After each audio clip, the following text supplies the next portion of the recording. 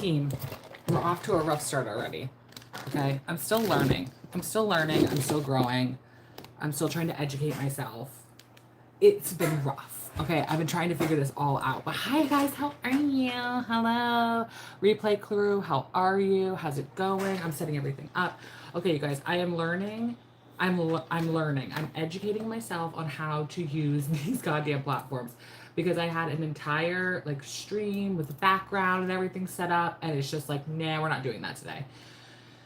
Which is frustrating and annoying, but like, you know what? It is what it is. Like, there's nothing I can do about it. So I am really bummed out that I couldn't use the live stream platform that I wanted to use, but we're just going to do it the old school way. I mean, are you guys coming here for professionalism? If you are, I don't know what to tell you. Still working out some kinks on what I want everything to look like, the vibe that I'm going for, you know, all that fun stuff. And I'll work more on that today after this video, because I was like, there's no way I'm not live streaming. Like, that's not gonna happen. I am going to live stream. That will be happening come hell or high water. Again, if I have to do it on this nasty little way, I will do it. Again, hi, how are you? Welcome. My name is Sam. I guess I'm a live streamer now because this is like the easiest way for me to get content out to you guys is to live stream. Is the fastest way, the easiest way, no editing, no like craziness. It's just simple, like boom, boom, boom, boom, boom. And so that's what I've decided I'm going to do. I'm going to live stream every single day of the week. So Monday through Friday at 11:30 Eastern Standard Time. Hopefully, cross your fingers. I'll put out the schedule I'm hoping every single Sunday I'll be able to put a schedule out for you guys so you guys can see what the week is going to look like and what we're going to be able to do and all that stuff. And we'll kind of like go from there. So we're going to be starting today. We're going to be recapping Real Housewives of New York. Tomorrow we're going to do Real Housewives of Salt Lake City. Friday it's going to be Real Housewives of Orange County. Mondays will be Real Housewives of Potomac, and Tuesdays will be Below Deck Sailing. So I'll be doing recaps the day after and just sitting here and chatting with you guys and talking and seeing what you guys think about the shows. And did you have fun watching them? Did you like the people that were on there? There's a lot of premieres that are coming out. Obviously, this one is the premiere of Real Housewives of New York that came back. This is technically season 15, but it's also technically season 2 for this specific group of ladies. Okay, so let me just go on my YouTube real quick and just make sure everything looks good on my end. I just want to make sure everything looks good. Make sure all the sounds are working.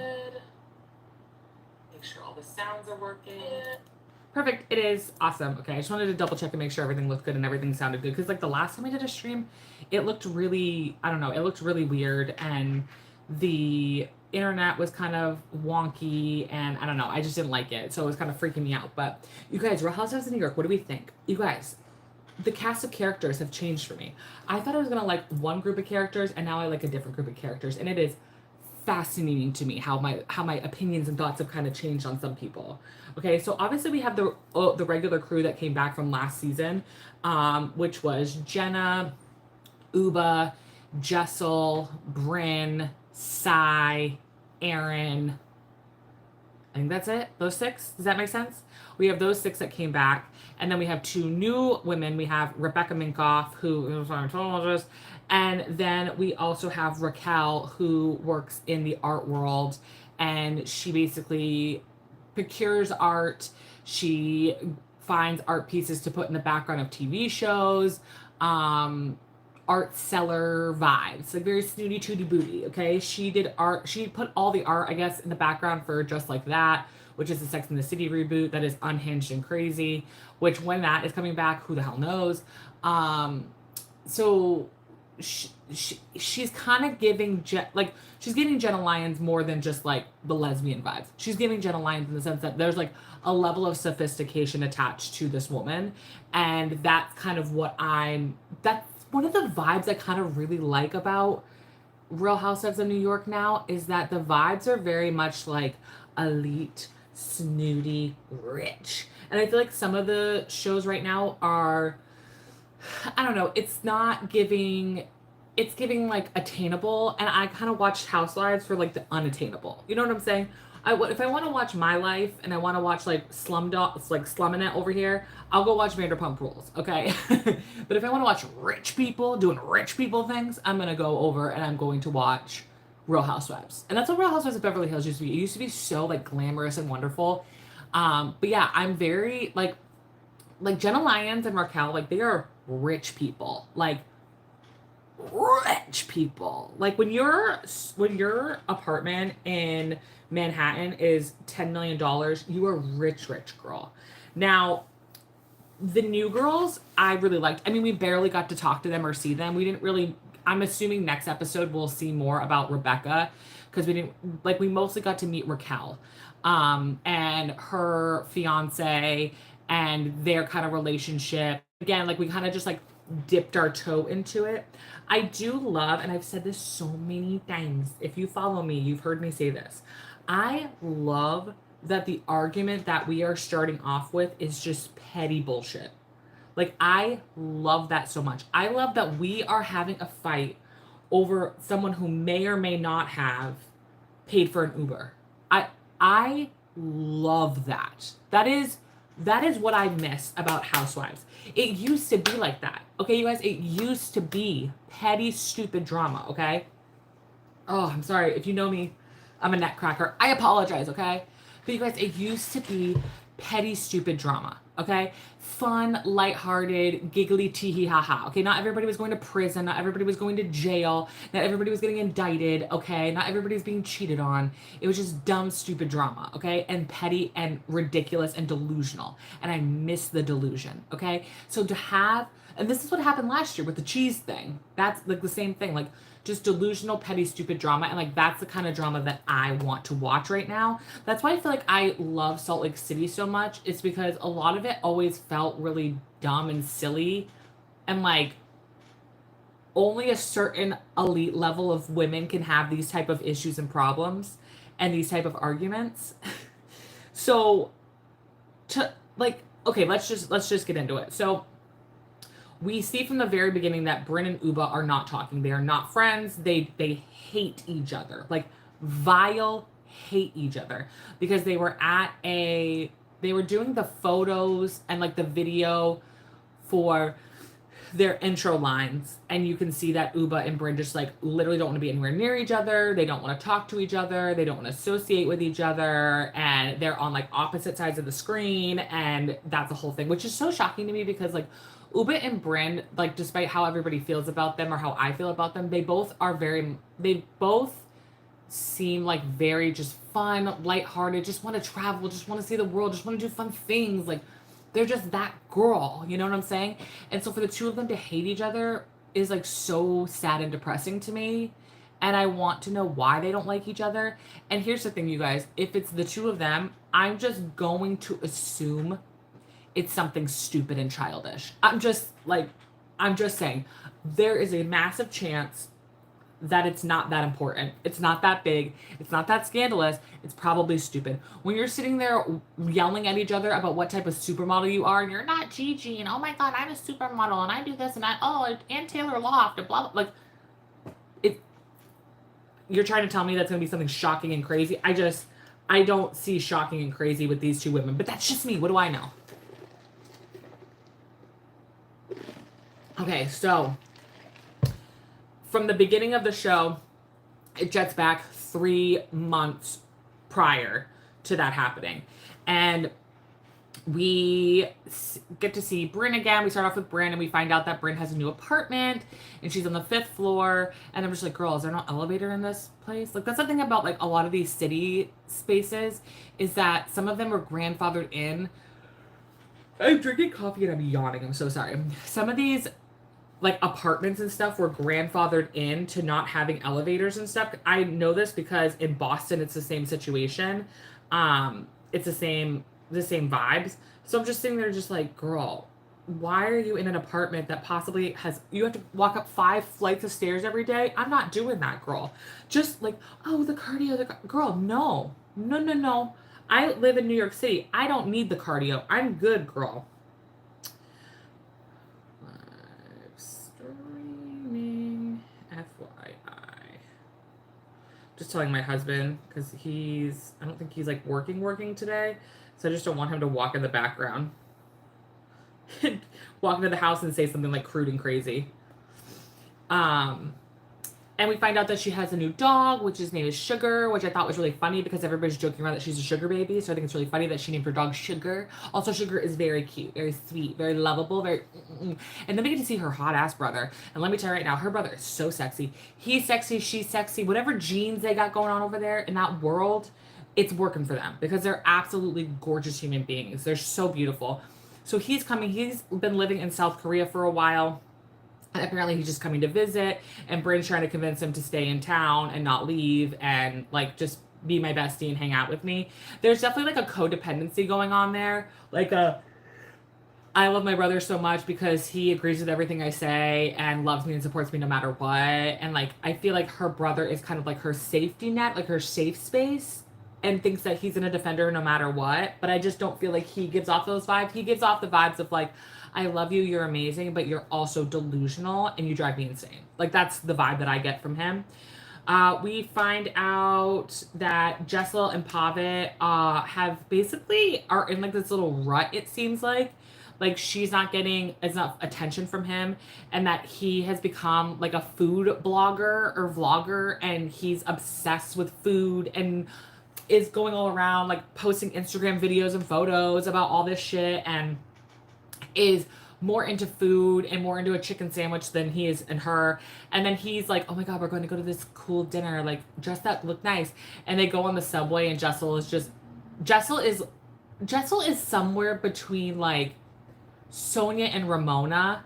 Very much like is goofy and silly and always getting into shenanigans, but is very much like I'm rich bitch, like I don't ride the subway vibe, which is so funny to me. And she's sitting there like saying hi to like a homeless person, and her husband's like, don't talk to those people, like shh, don't talk to anybody on the subway, like just ride the subway. And they show up and they go up to this Chinese place. They go to Chinatown and they show up to a Chinese restaurant that's like a hole in the wall, and she's just like, where are we? And he's just like, we're at this restaurant I told you. And she's like, you made me dress up for this? He's like, I didn't make you do anything, you dressed up for yourself. And she was like, where are we right now? So they're at this hole in the wall Chinese food place, and Pavi's just like living his little fantasy. And then she's saying how she doesn't ride the subway for obvious reasons, to be honest with you. And then that right now she's spending like almost $1,000 a month on Ubers to get to where she needs to go. And I'm like, girl, that's expensive. But also like, why are we nickeling down? Like, what I feel like, how rich are you if you're nickeling and diming? Like, don't you get to some point where you're just so rich that you're not worried about $200, you're not worried about $1,000, you're not worried about like an Uber ride expense? You know what I'm saying? Like, I understand like you need to like be cost effective because you want to stay rich, but you're not worried. Like, you're worried about $1,000 Uber ride, possibly not Uber rides. Sorry, yeah, $1,000 Uber rides. Like, isn't he a banker? Aren't you rich? Aren't you all rich? Like, why are we worried about $1,000 for Uber rides back and forth? I think we're fine. Like, I think we're good. I think that's the least of our worries. You know what I'm saying? And we find out that Jessel and Pavit are still paying for the embryos in Beverly Hills to be frozen because Jessel really wants a girl. And Pavit is, in my opinion, the smart one in the group, and is like, we are not having another child. We are good. We have twin boys, and they're psychotic. To the point that Bryn said at the end of the episode that she calls her brother every time she goes and hangs out with Jessel and the kids, and it's like, I'm never having children. Like, because they're crazy. And I think they're 2 now. And Pavit's just like, no, we're not having a girl. And then he does the typical, like, we'll see thing. And I'm like, don't say that. Like, stick with your guns. Like, legitimately tell your partner no is no. Like, no is no. We're not having another kid. We don't need to have another kid. We are totally fine. Like, you guys are all, like, Jessel sits there and she's, like, always complaining about the kids in a motherly way. Like, I always complain about my kids, too.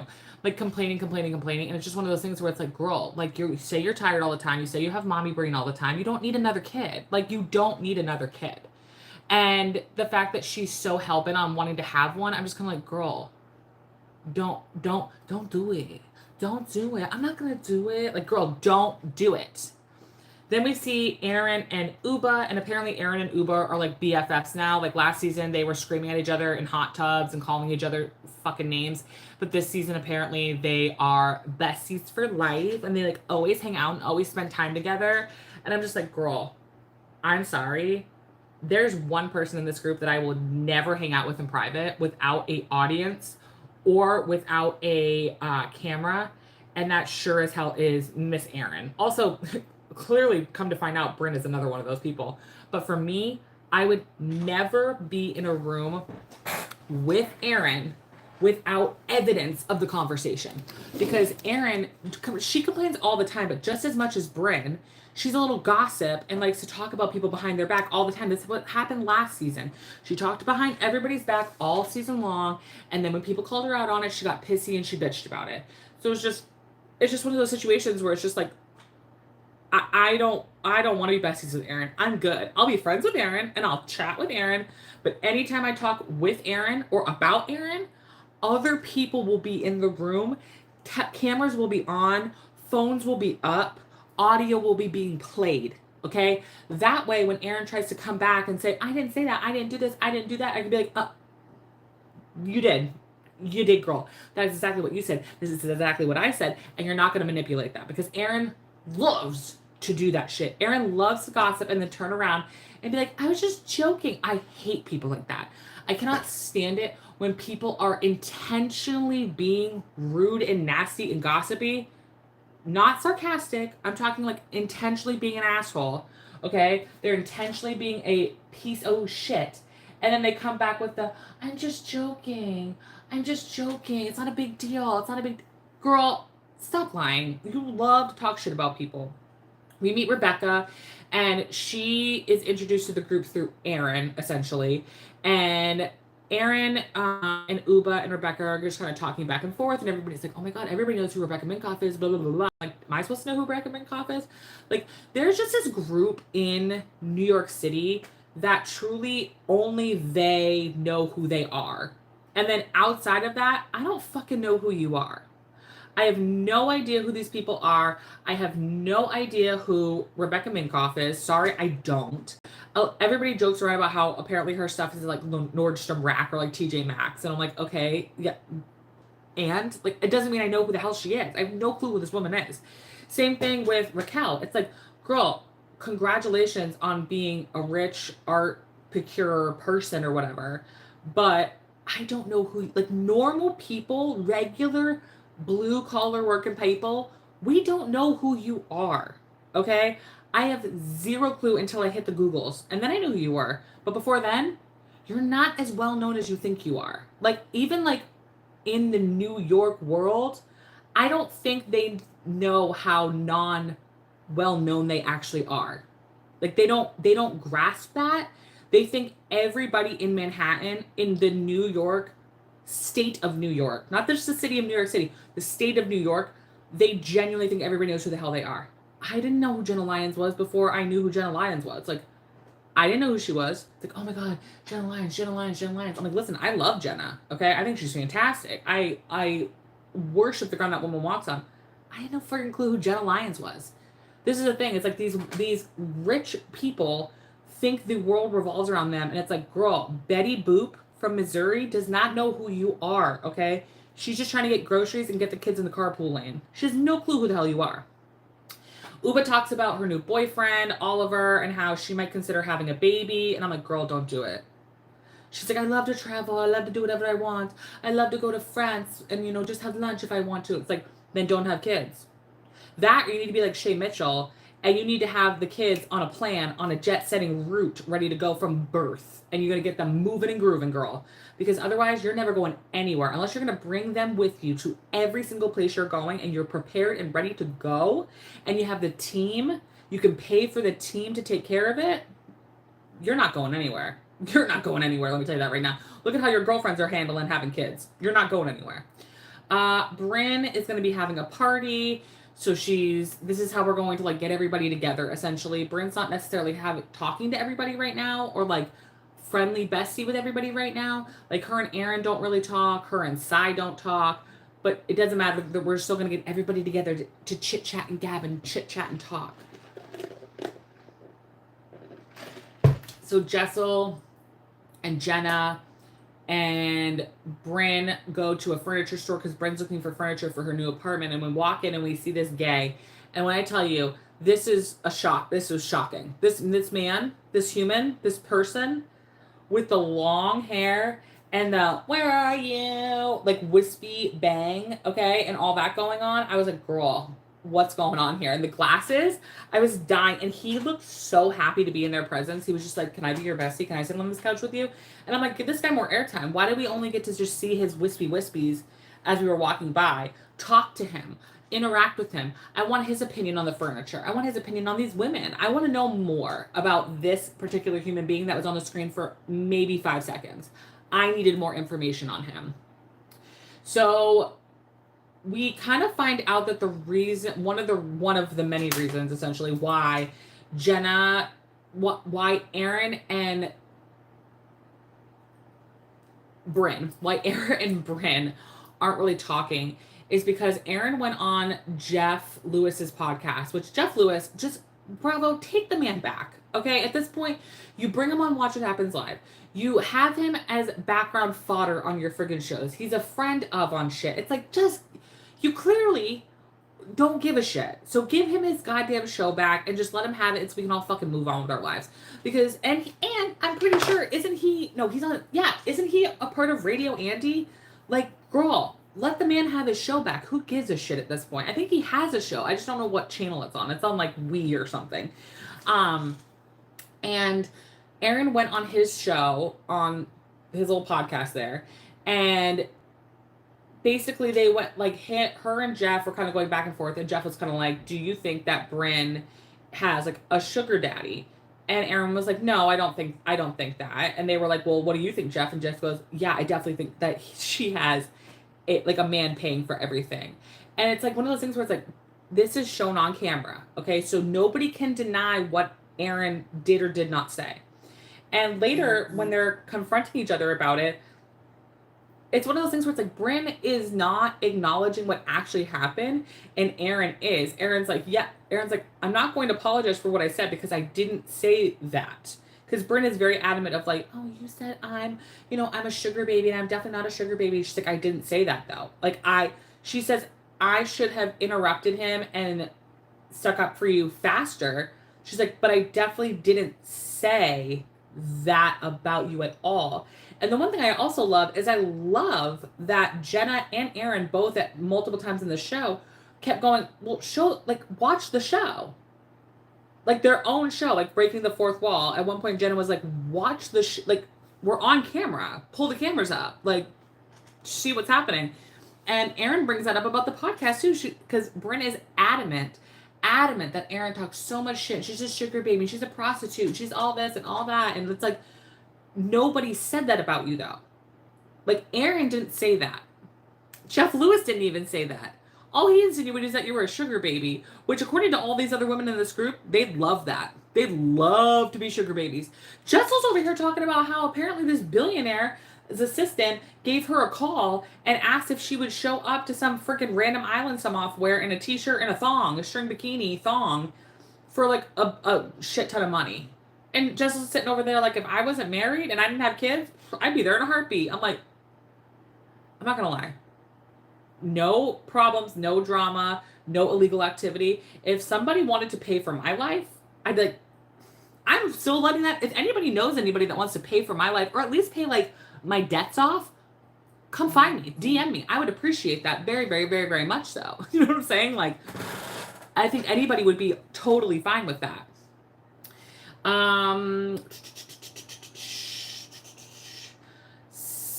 There's also this, Bryn keeps talking about how Aaron is so pissed at Jenna because Jenna and them, like, they all went out one night, I guess, and then like Jenna and Aaron had a car, and the car like broke down, and so they had to take an Uber, and Aaron paid for the Uber, and Aaron was pissed off that Jenna didn't pay for it, and oh my god, Jenna's poor, and Bryn keeps saying that Aaron said that she thinks Jenna's poor. And like, well, first of all, Jenna's not poor, number one. Number two, I I do believe that there is a world where, hopefully you guys can still hear me. If you guys can still hear me, just if you want to do like a thumbs up in the comment section, I would appreciate it, just because I want to make sure, because my earphones, my headphones just popped off. And I could 1000% see a world where Erin thinks she's being silly and funny. It's like, oh, she couldn't pay for an Uber? Poor. Like that type of vibe. And Brynn took it as like this very serious thing. And it's like, oh no, she was definitely serious about it. She definitely meant that. That's exactly what she meant. That's exactly what she said. And I'm just like, you guys, this little bullshit of telephone is exhausting and ridiculous. Like, you can tell the other women are just like, what are we doing here? Why are we talking about this all the time? Why do we even give a shit? Why do we care? Do you care? Do I care? Do we care? Like, what the hell? Why do I care about this shit? Which is so funny. And what cracks me up is that what I don't understand with Erin is, why does Erin care about paying a $200 Uber ride bill? Like, again, you guys flaunt around and talk all the time about how much money you fucking have and how rich you are, and we can buy this and we can do that, and I'm in the upper east side of New York, blah blah blah blah blah, and you're bitching and complaining because you can't pay. You wanted to split a $200 Uber ride. Who gives a shit? Who cares? I'm poor, okay? I'm poor, and I would pay for an Uber ride and not complain about it, like with a friend. Like, what is wrong with you? Why do you care so much about $200? Does $200 really mean that much to you? Like, I'm just so confused. Like, do you see Lisa Vanderpump complaining about driving in an Uber and someone else not paying for it? Like, no, she pays for it, and proudly, okay? She doesn't give a shit. Also, she doesn't have an Uber. How about that? Like, she has her own car service. Like, these are the things that I just don't understand, and I'm not digesting properly, apparently, because I don't get why we're so pissed about $200 when you all like to sit up here and act like you're high and mighty than everybody else on the planet right now. Calling Jenna Lyons poor? Girl, who's poor? Also, I need someone to fact check to me if it is normal for rich New Yorkers to rent. I need to know if that's a real thing, or if renting is poor. You know what I'm saying? Like, when Erin was talking to Abe and was saying that they rent the new place that they're in, I was like, is that poor behavior? Why don't you own where you live? Why don't you own the apartment that you live in, or like the condo or whatever the hell you live in? Is that poor behavior? I need to know this, okay? From rich people in New York City, if we were at a party and you were like, oh my God, I'm renting, would you think that person was a poor? I need to know this. Because Jenna Lyons clearly owns her place. I'm assuming Cy and her husband own their like brownstone apartment, whatever they have. And Jessel, I think, owns hers. Brynn doesn't, but I don't think Brynn's like rich enough to own something. She rents, I'm pretty sure. So I'm just like sitting there and I'm just like, okay, is renting poor when you're in the rich world of New York City? I need to know these things. I don't know the business. Maybe renting's like normal. I mean, God knows she's not renting for like $1,000. Nobody is. Not even New Yorkers in a closet are renting for $1,000. You'd be renting in a gutter on the side of the street with the rats. The rats are paying $1,000 a month for rent. And the rats are taking over the city, so figure that one out. Cy is currently on a Zen journey. And what I will say, okay, so first season, if you follow me on social media, you know that I was not a big fan of Cy. Cy really pissed me off. Because Cy was giving like, nothing you do is worse than what I've been through, therefore you suck. That was the constant vibe that I was always getting from Cy. Like, you haven't lived hard enough. You haven't had the worst of it. You haven't been in the trenches as far as I've been, so you can shut up. You've lived such a privileged life. Doesn't matter what bad thing you've gone through. I've gone through worse, so shut up. And that was like that felt like the give and take with Jenna all the time. Was like, oh, you haven't gone through what I've gone through, so you're invalid. Like, you're not valid in your feelings. And that always pissed me off and bothered me about Cy, and why I didn't really like her the first season. What I will say is that if this is like, not for show, this is like real behavior from Cy. This is like the first time I've ever seen a housewife. I'm sure there's other ones that people could tell me if you want to comment who it would be, but this is like really the first time I've seen a modern housewife of recent completely admit, no excuses, to their shit behavior. and be like, yeah, I treated these women horribly. I judged them bad. My behavior was unacceptable, and I needed to go look at that. I needed to go figure out how I wanted to fix that. So I got a therapist, and now I'm working really hard at trying to be better. And everything I saw, again, we don't know these people from a hole in the wall, but everything that I saw, I was like, I see change. I see Sai changing. Even when she kind of critiqued herself at the end of the episode and was like, I shouldn't have even got up and yelled. Like that made me upset. I'm like, that was you yelling. I'm like, last season, you were a viper. I was like, compared to last season, Sai, I say that's like a step up. Compared to the horse shit that we saw last season, Sai, in my opinion, has made a huge differences. She also looks happier. She looks healthier. When her hair is in the damn braids, girl, women that do those beautiful long braids and they have it off to, ooh, so fucking gorgeous. Her and Raquel, they both have it and they look drop dead gorgeous. She looks so incredible. Her skin looks beautiful. She has a glow about her. She just seems happier. I mean, I'm interested to see what her like family dynamic and stuff. I wasn't a big fan of her husband, so we'll see what that's like and everything. But I really liked Sai this episode. And I was like, am I going to be a Sai fan this year? Like, what the fuck? What a total changeover from last season. We'll obviously keep seeing as we go on. But it definitely seems like Sai is like willing to apologize for things and willing to accept when her behavior is not good and apologize for it. And also willing to hear other people out and have conversations. I found it refreshing that she looked at Jenna right in the face and was like, I judged a book by its cover. I did say I didn't like you. I didn't say I hated you, but I did say I didn't like you.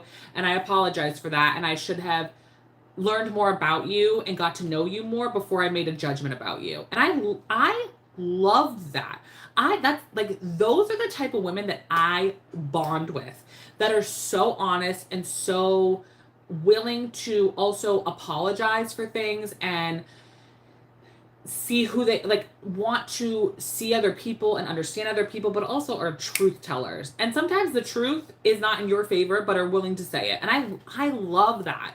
So like, I don't know, like I love Sai this season. It's one episode. So episode 2, 3, 4, 5, 6, 7, 8, I could hate her guts. Who the hell knows? But as of right now, I'm team Sai. I'm feeling the Sai, okay? Let's see. We get to meet Jenna's, I guess you could call her mother-in-law. I mean, they're not married, but like they're engaged now, aren't they? We meet Cassie's mom, Nancy, who she seems really cute. Bring her back. She seems really fun. I love a good mom. I love a mom journey on these shows. All the moms are always hilarious. Like Tinsley's mom was one of my favorites. I love a southern drawl type of woman. Tinsley. Like I loved Tinsley's mom. She was a icon, okay? Those type of mothers are just like absolutely mwah, chef's kiss to me. And so I liked meeting Nancy. She seemed really cute. I was like, bring Nancy back. Also, let's meet Casey. Come on, let's meet her, girl. Like, why are we seeing the mom before we're seeing your actual girlfriend / now fiance, current day fiance, I'm pretty sure. But they have been together for over a year, but they'd known each other for a very long time. They'd always been somewhat of a friendship going on in the background always. And then when she divorced her husband, obviously she started dating women. And then about a year ago, they started dating each other, which, listen, I'm number one for women not dating men ever again. This is coming from someone who is married to a man, okay? I am fully on board of women should just stop dating men altogether. Straight men. You can date gay men. Marry the gay man. I think that's great. Everybody wins, okay? You're married. You can have kids together, but you can also have side pieces because ain't nobody give a shit. That's great. I'm all for women being lesbians. Let's just date each other. You don't even have to be in an intimate relationship. Let's just marry each other, have homes together, have kids together, and just be happier, okay? And then, again, we can go off to the side and we can bone whoever the hell we want. We don't have to be in a full-term relationship and deal with their bullshit. It's a fantastic idea. I'm just saying. The ladies in South Korea are doing it. I'm just saying, look into it. It's very, very interesting to me. Again, I am fully aware that I am saying this.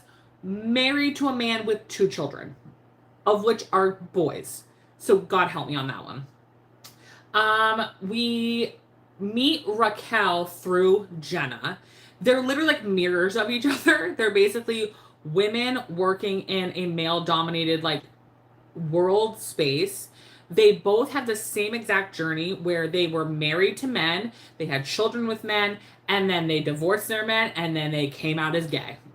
And Raquel, I guess, came out at the same time around Jenna. And she said that Jenna really inspired her to kind of speak her truth and be her genuine self and who she really thinks she can be and is, with her story and coming out and being with her person, which I found really, really cool. And I say like power lesbians. Let's just keep getting the power lesbians on the show. I'm all here for it. I would love to have a Real Housewives like group of people who are all queer. Every single one of them. That'd be amazing. Transgenders, lesbians, queer, non-binary. Like, I would love that. I think that would be incredible. Give me a Real Housewives of just all queer people. I watch that. I'd eat that up in a heartbeat. Get rid of all the men. Get rid of all the dumb husbands. Because God knows we're going to be seeing some dumb husband behavior this season. So Raquel is an art curator and puts art on TV shows, and she's a model and all that fun stuff, obviously. And Jenna and Raquel met in like 2012. And Raquel is engaged to this woman named Mel, and they had been same gist. They were friends before. They were friends for a long time, and then there was like this back and forth of like Raquel was single and Mel wasn't, and then Mel was single and Raquel wasn't, and then eventually they were finally both single. It was a bit of a scandal apparently because people think they like cheated on their partners to get together and all that stuff, but they keep saying that no, that didn't happen. It's funny because at one point Mel joked around that it's like gay talk, like lesbian talk, like TikTok, and it's just so funny because it's just lesbian drama, which is listen, I dated a girl for 2 weeks in college, and it was drama city for 2 whole weeks. Was nonstop drama. They all dated each other. They were all jealous of each other. They all would break up, and it was crazy. It was crazy. I thought straight people had a lot going on. Lesbians, girls, you got a lot going on. That being said, if I don't end up with my husband and die with my husband, I will be dating a woman after this. They made a joke about being a gold star gay or like a golden ticket gay. And obviously Raquel and Jenna are not, because they've been with men. So Erin and her husband Abe, they finally ended up moving closer to Erin's parents, which okay, listen, whatever critique I give about Erin, I do want to say that I just found out that apparently her dad passed away. I think recently, because the post I saw on Instagram was from a day ago. And so her dad passed away. I don't know. I don't think, knock on wood, God, I hope not. I don't think her mom passed away from cancer. I think she's still alive. But her dad passed away. I don't know how and what happened, but it sounded like they knew it was going to happen because they had she mentioned in her post that all the kids were there. There's 5 of them. They were all there right beside him when he passed away. So just, I'm so sorry for Erin. I'm so sorry for her family. That's like, clearly it sounds to me like, no matter how I feel about Erin, no matter how I feel about, her shenanigans or whatever, it does sound like Erin has been going through a really hard year in her life. And we know that season 2 there's usually somebody on the cast in season 2 that's really going through it. There always is that one person that the TV show really fucks up their marriage or fucks up their life or changes a lot of things in their life. And I think this is Erin's season 2 kind of like slump, hard hit, rough time at it. So they moved closer to be to Erin's parents, and Erin's mom got diagnosed with breast cancer, and it started out not what they thought it was going to be. They thought it was going to be like, oh, they'll take it out, we'll remove it, and we'll move on. Come to find out, it was actually very aggressive, and they had to put her on chemo immediately. And at the time, I don't know how it is now, obviously, but at the time of the show, when they were taping, her 3 children don't know that she has cancer. And Erin says she didn't want to tell them because they are very, very close with her mom. Like she's like a second mom to them. And so she just wanted to kind of keep their innocence for a little bit longer. And I as a mother, could not agree with that even more. Because her brother was like, well, what's going to happen when mom has to shave her hair because of chemo? What are you going to tell the kids?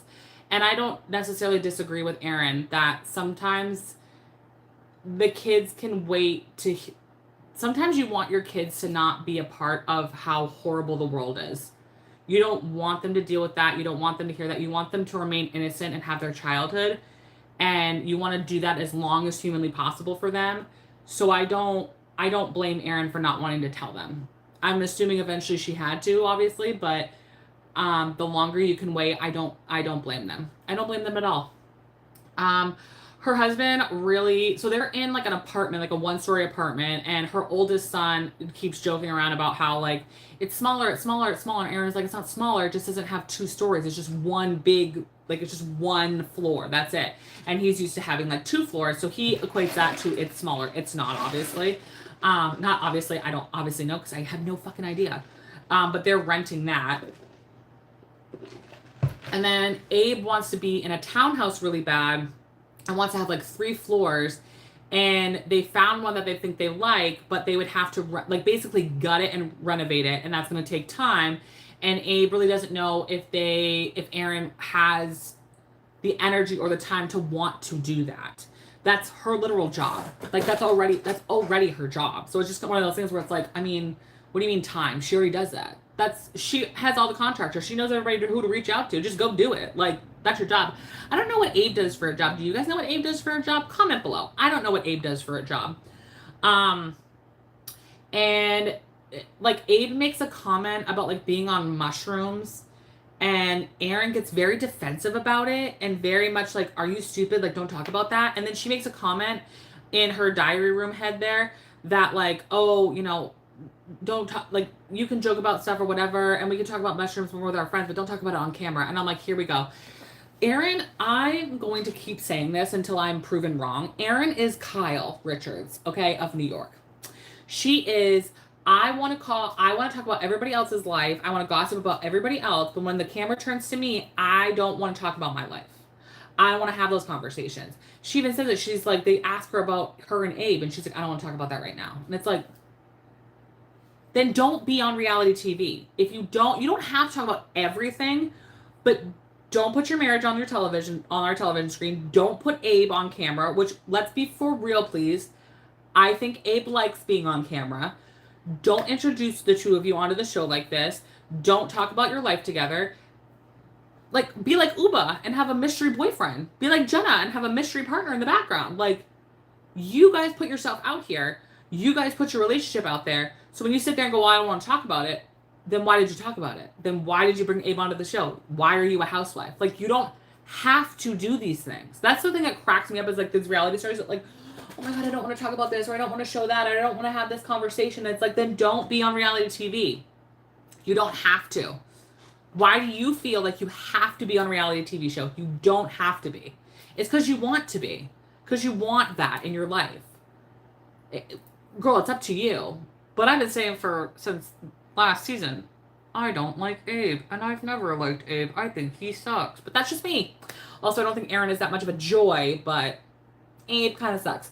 And Abe said in his talking head, like, you know, Erin's not mad at me talking about mushrooms. She's mad about other things that are going on right now. So I'm like, okay, what are these other things? Like, what's going on? Are they still together? Can someone fact check that for me? Are Erin and Abe still together? Because I'm going to insinuate there's a cheating rumor going on. But I don't think there is necessarily. I don't know. It's giving me, remember Kristen from like season 8 or 9 or 10 or something from Real Housewives of New York, and her husband, and he was on like Ashley Madison or some shit. It's giving that vibe. Not saying it is, because I don't know. Fact check me, please do. But it's giving that type of vibe that he did something salacious and stupid. And she's having like a really hard time with it, I guess. We'll see what's happening. I don't know the rumors. If you know the rumors, if you know the rumors, comment below. Let's see. We find out that Raquel has a 17-year-old and a 14-year-old, and that they absolutely adore and love her fiance Mel. Mel gave her this like really unique engagement ring. It's like this huge gold like piece. I'm not joking, you guys. It's like this big. It's massive. It's literally like, it's like this. And it's not like a typical engagement ring. It's like a big rock of some sort. It's not like a diamond or anything like that. And that's what she wanted. And you know what? It doesn't surprise me. her being like an art girl. Like, it doesn't surprise me that she wants something like new and different and like, ooh, I'm not like other girls. Like, it's giving that vibe. I'm not like other girls. You know, I'm a cool girl. So Aaron apparently at like 10 p.m. They're about to go to Bryn's party. And Aaron texted Jessel at like 10 p.m. and it's just like, I'm very disappointed in you. And Jessel's like, disappointed me in what? Like, what the hell are you talking about? And this has to go back to the whole BS of I'm pissed at Jenna because Jenna didn't pay for a $200 Uber ride and she's poor and blah, blah, blah, blah, blah. And Jessel, play the tapes, okay? Play the tapes. Jessel didn't seem to me like she was very agreeable with what Bryn was saying. She kept saying like, no, I think Aaron was just making a joke in bad taste, but I don't think she actually seriously thinks that Jenna Lyons is poor. Nobody thinks that. Nobody thinks that. That being said, Jenna Lyons does have tarp all over her house right now, allegedly having to do something about with her air conditioner. So figure that one out. I don't know what that means. But it is really funny that she isn't poor, but like the producers find moments to make it seem like she's having poor moments. I mean, the editors and the producers of these shows are geniuses, in my opinion. So we already talked about Sai confronting Jenna, which I really appreciated. I really, really appreciated Sai, like, just walking up to Jenna and being like, let's talk about this. I don't want to talk about, like, from other people's point of views. What is your point of view? What is my point of view? Let's have the conversation and let's just kill it. And I love that. And it made me really like Sai. I was like, good for you, girl. Like, stop talking through other people. Go talk to Jenna and go have a conversation with Jenna.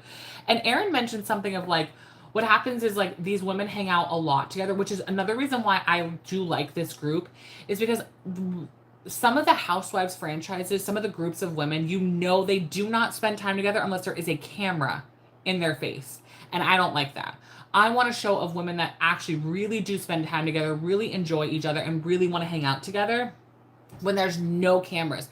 Because that means when there are cameras, it makes it messier. It makes it crazier. Again, this is why I can't emphasize enough why Vanderpump Rules, the OG seasons were the best. Why Real Housewives of New York, the OG seasons, New Jersey, those original seasons were all the best because they all spent time together outside of the cameras on a regular basis and had lives together.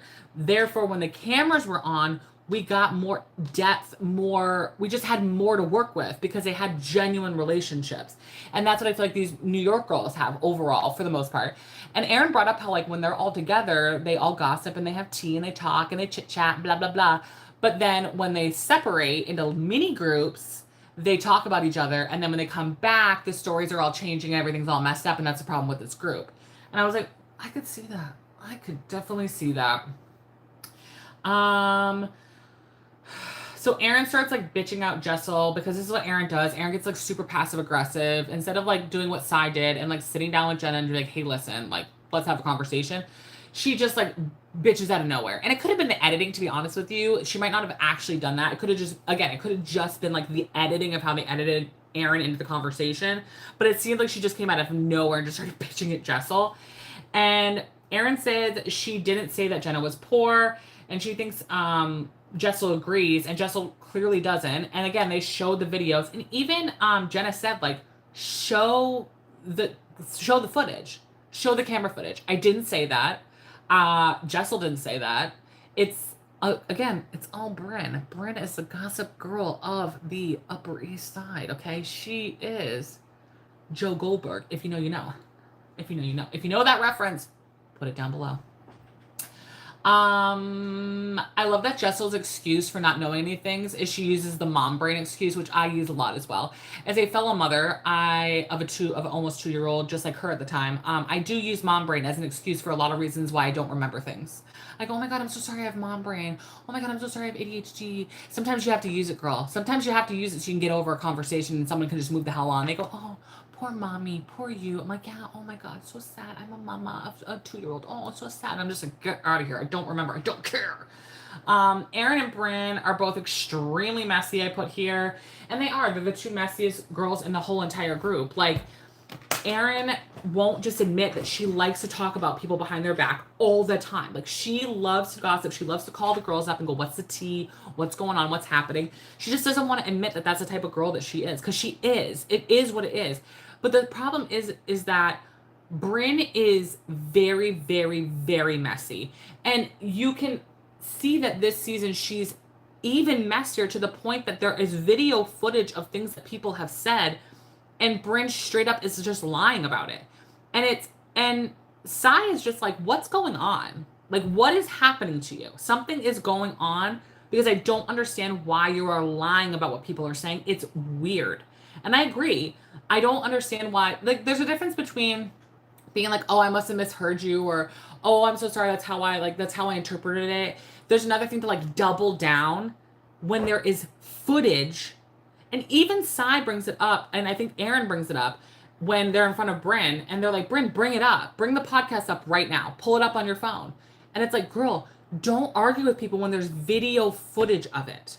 When there's, just say that you were bummed out and you were upset and you wish that she would have interjected faster. But don't double down and say over and over and over again that this is what happened, when that's not what happened. It's weird. I don't know why Brynn's doing that. Let's see.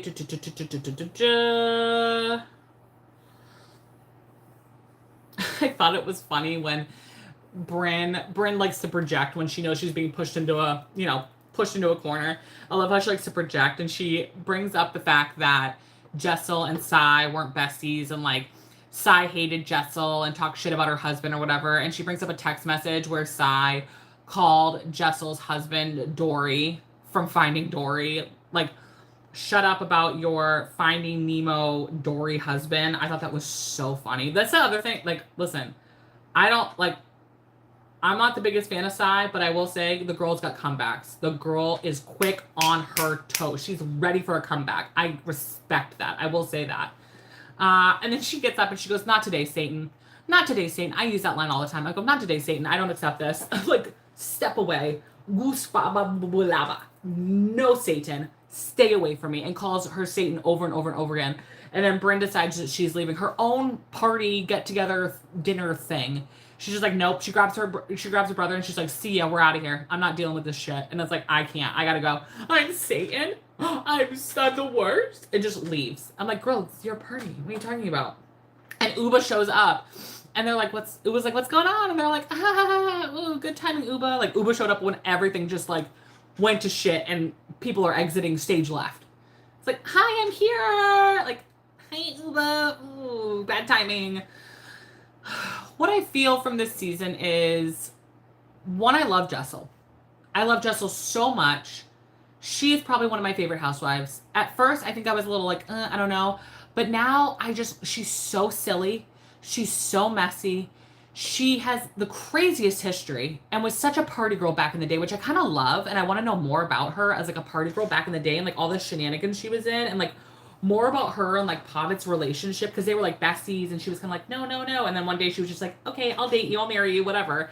And I would love to be friends with Jessel and just listen to her talk all the time. Like, all the girls joke around about how she talks too much and like she like drags on and on and on. I'm like, girl, no, I want to know more. Tell me everything. I think it'd just be so funny to listen to her talk about her life. I think it'd be hilarious. Clearly we're going to see stuff about Abe and Erin, which, again, I've said this already. There's always that one housewife that really has their second season comeuppance, okay? And they go through it. And I think they call it don't they call it like the second year slump or something for housewives? There's always one of them that goes through it. And this is just Erin's season that she's going to go through it. And she's going to have a hard time with it. I don't know why they're calling each other pigeons. I found that to be really, really funny. Somebody had a wild night and got pregnant with another guy. The way that they edited it, it looks like it has to do with Rebecca Minkoff. Is that who it's for? I don't know, obviously. But the way that they edited it, it looks like it's in reference to Rebecca. They obviously bring up the whole, if people ask us about you being a Scientologist, what do you say? And Rebecca goes, no comment.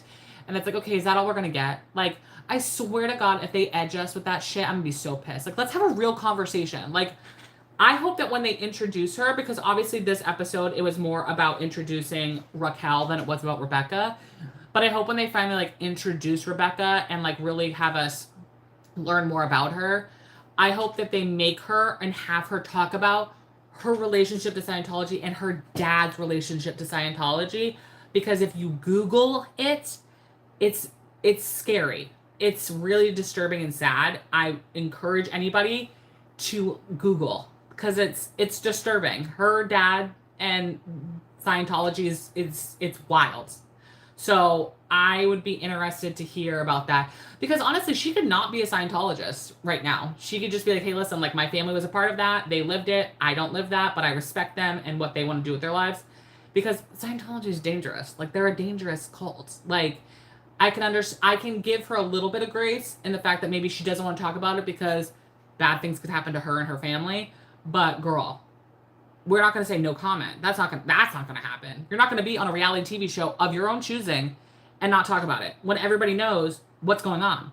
We're not dumb. Hello, I can use Google and Reddit. Like, dear God. So far, I like the new girls. I mean, so far, I like their energy. I really like Raquel's energy. I like her and Mel. Bring Mel. Put Mel on the show, too. Like, let's get them in the mix here, okay? I really want to get Cassie in there, too. Let's get the lesbians in the mix. I want to see it, okay? I want to feel it. But comment down below, the replay crew, comment down below what you guys thought about the season, what you think about the season coming up, what you thought about the first episode, what do you think about the new women on the show, who's your favorite, who's your least favorite, what are you excited about, what are you not excited about, do you think that Rebecca Minkoff is actually going to talk about Scientology, or do you think she's just going to like spew it off? Do you think that the actual producers are going to push it? Because they should push it real good. So yeah, I will be back tomorrow, pending no doom, tomorrow at 11:30 to talk about Real Housewives of Salt Lake City, I believe is the next one.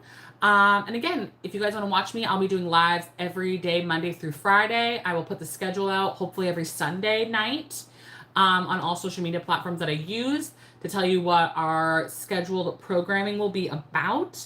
And we will be doing lives now. I think that's like just the easiest way for me to do it, so I don't have to edit anything. I can just get the stuff out for you as much as you want and as fast as you guys want. You guys can instantly tell me what you want to talk about, instantly tell me how you feel about certain content and certain TV shows that we're watching. And it doesn't always have to be Bravo. We can talk about other stuff too if you guys want to. I genuinely don't care. I'm definitely willing to have a back and forth with you guys of what do you want, what do I want. I think that would be fantastic, to find a good, happy place there. So like this, share it, send it to all your friends so they can watch it later. I would appreciate it. Tell them all about it. Follow me on all social media. I now have a book club, and for the month of October, we are reading a Stephen King book. So if you want to join that, the link, I believe, is in the bio for the book club. So you can go sign up for that, check it out, read the book with me. And then I'm going to be doing a live chit chat on Zoom about the book when, I think it's October 27th, I believe, is the Zoom meeting that we're doing. So if you want to sign up for that, want to be a part of that, you can go in there and read the book with me. And I'm almost done. It's really good. It's not one of the big thick daddy ones. It's actually one of his short storybooks is his brand new one. I think it's called You Like It Dark. And as someone who has ADHD and has a hard time reading for long periods of time, especially Stephen King books, this is my first time dipping my toe into Stephen King, and I find his short stories are like the perfect way to dip into his books. So that's what we're reading first for October, and every month we will pick a book. We'll pick like a theme and like a style, and then we will do a Zoom meeting all together to talk about the book, which is really exciting. I'm very excited for it. So if you want to join my book club, go check that out. We read every single genre you can imagine. So if you have a suggestion of what you want to read or talk about, let me know. I'm thinking for November, it's going to be Cher's autobiography because I love Cher so much. I'm so excited for her biography. You have no idea. Apparently there's 2 parts. Okay, there's 2 books that are going to be coming out. And the first one, I believe, comes out in November. And I have it on pre-order. And I have it on the audiobook because I want to hear Cher talk about her life. I want to talk about my life. I can't wait. I'm so excited. All right, you guys, follow me on social medias. I love you so much. Join my book club. Send all the love and thoughts to everybody down south that had to deal with Helene, the hurricane down there, which was insane and awful.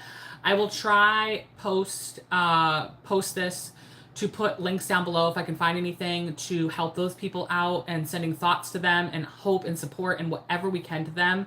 And as always, like I say to end all of my videos, go support small LGBTQIA businesses.